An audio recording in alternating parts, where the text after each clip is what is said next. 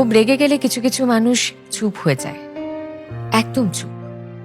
ঝগড়া করে না, চিৎকার করে না, মুখে যা আসে তা বলে দিয়ে পরে সরি, রাগের মাথায় বলে ফেলেছি, কিছু মাইন্ড করো না, এই অবধি যায় না।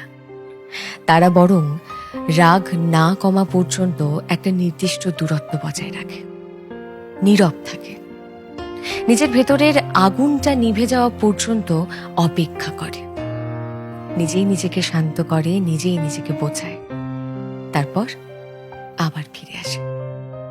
কেন বলুন তো? কারণ এই মানুষগুলো বোঝে তাদের রাগের মাথায় বলে ফেলা কথা অন্য মানুষটাকে ঠিক কতটা আঘাত করবে। তারা এটাও বোঝে সেই আঘাত বুকে বয়ে নিয়ে বেড়ানোর কষ্টটা কি।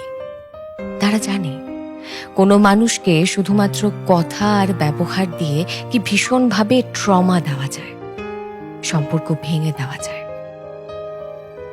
তারা জানে ভেঙে যাওয়া জিনিসগুলো একবার ভেঙে গেলে হাজারো সরি বললেও সেটা আর জোড়া দেওয়া যায় না।